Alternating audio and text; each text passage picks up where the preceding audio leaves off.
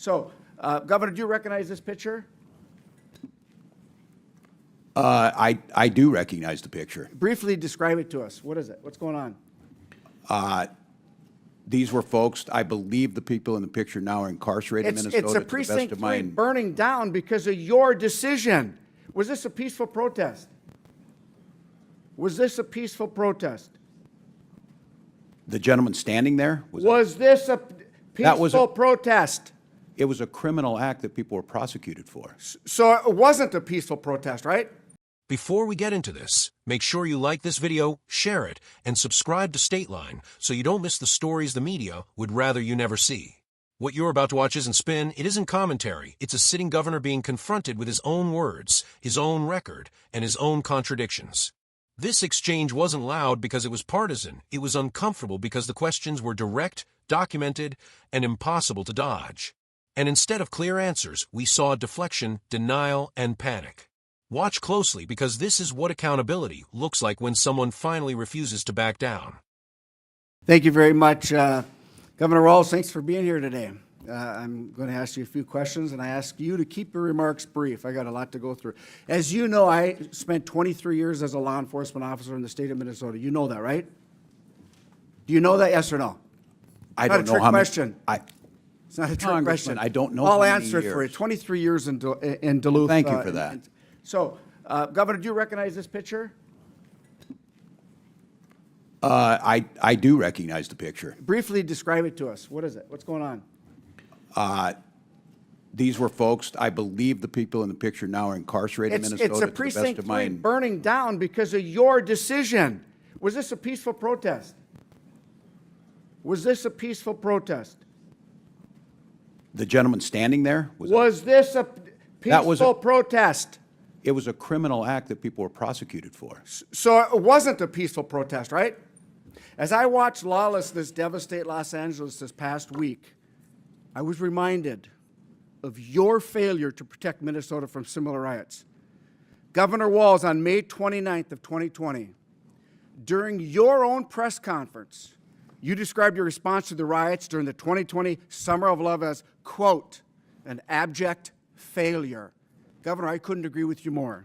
That's out of context, And on May 17th, 2025, you were at the law school, graduating Minnesota Law School, talking to the graduates. And we've talked about this. You called the enforcement of illegal immigrants a modern-day Gestapo. You've been asked 3-4 times if you would rescind that, and you won't. Will you rescind it? This is like the 5th time, yes or no? Congressman, I was talking to law students about due process, and I said you took an oath to due process. Governor, was there a violent al-Shabaab terrorist who entered our country illegally arrested in Minneapolis last year? Yes, there was. Were there 3 illegal child predators arrested by ICE in St. Paul earlier this year? I certainly hope so. That's their job. Yes, there was. Are the officers who arrested the al-Shabaab terrorists or the child predators, are they Nazis or the Gestapo? The tactics of wearing They're masks. not. The tactics of wearing masks. Why did you tell us that they were the Gestapo? Do you believe that any of the violent illegal immigrants I have mentioned have a right to be in this country? I don't know what their immigration status was.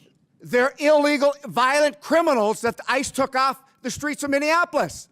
You did not say, Congressman, what their status Governor, was. last week, law enforcement officers in the state of Minnesota took 900 pounds of meth off the streets. Do you support that?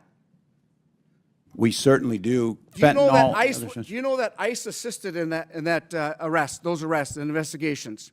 Do you support the assistance of ICE in that enforcement action? Yes or no? I can't speak to that because we were not included in the briefing.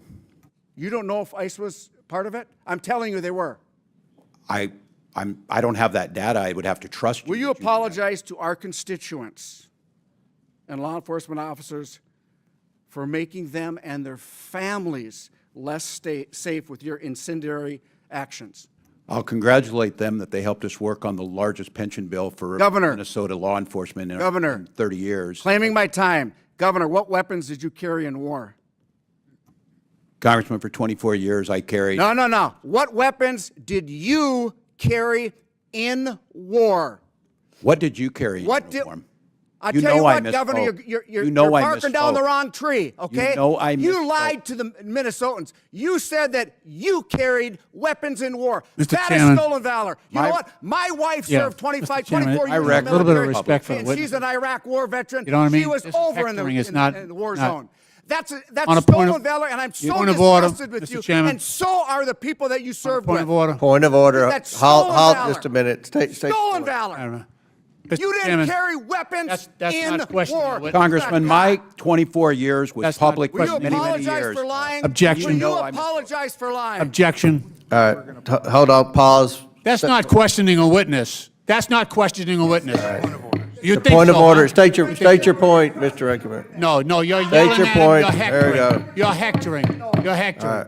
You're hectoring. State your Governor, point. you didn't carry That's weapons not- in war, did you? State your point. You didn't Proceed. carry You weapons got in 24 war, seconds. did you? Congressman, you You know I didn't misspoke. carry weapons in war, yes or no? You lied. Governor, what rank did you retire at? I What rank served, did you retire at? Congressman, I served my battalion as the command sergeant That's major. not the and question for I asked. pay- What rank did you retire at? I retired as a master sergeant in Okay, EA. here's your coin that says you're retired at a command sergeant major. That's Says your I wore challenge that. coin. It This says is- I wore the rank. This is that's right. You didn't retire, did you? I did Stolen retire after valor. 24 years. Here is a picture of your coin, your challenge Jesus coin. Christ. I'm disgusted with you. I'm just. Mr. Governor, Chairman, the you time lie is when the expired. truth- Congressman, you lie I'm- when the I'm truth Gentleman's is time's better. expired. You called half Trump supporters Nazis and fascists, and you know what? That's why the Minnesota Police and Peace Association did not support you in the last election because Oh, I you're missing support in them. action. Gentleman's time's expired. On behalf of the folks from the land of rocks and cows, thank you. Now you're back. Chair recognizes Ms. Tenney from New York. What happened in the House Oversight Committee was one of the most brutal reality checks we've seen in a long time. Congressman Pete Stauber, a 23-year law enforcement veteran from Minnesota, came prepared, and Governor Tim Walz clearly did not. It started with an image every Minnesotan remembers: the 3rd Precinct burning in 2020. Stauber asked a simple question that Walz tried desperately to avoid. Was this a peaceful protest? After multiple attempts to dance around it, Walz finally admitted the truth. It was a criminal act that alone undercuts years of political gaslighting. Stauber then reminded Walz of his own words.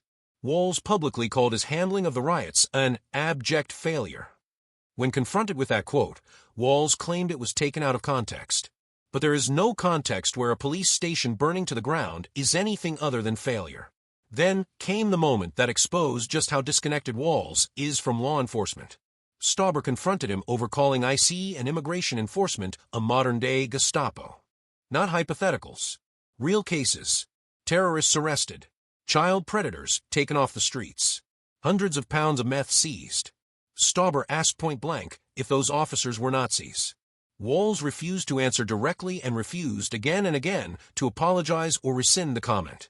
That refusal mattered, because words from a governor don't exist in a vacuum. They affect morale. They affect safety. They affect the families of officers doing the job politicians rely on but love to demonize. And then the exchange went nuclear. Stauber accused Walz of stolen valor. Walz has previously claimed he carried weapons in war.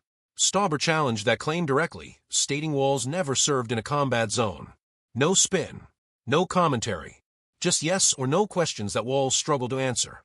Then Stauber held up the challenge coin, the one implying Walz retired as a command sergeant major. Stauber pointed out that Walz actually retired as a master sergeant because he didn't complete the requirements. Wearing or promoting a rank you didn't earn is not a technicality. In the military community, it's a serious accusation. By the end of the exchange, Walz wasn't controlling the room. He was reacting, interrupting, being corrected by the chair.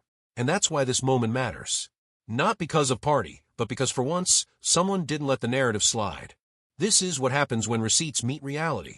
And it's exactly why so many Americans no longer trust the people in charge.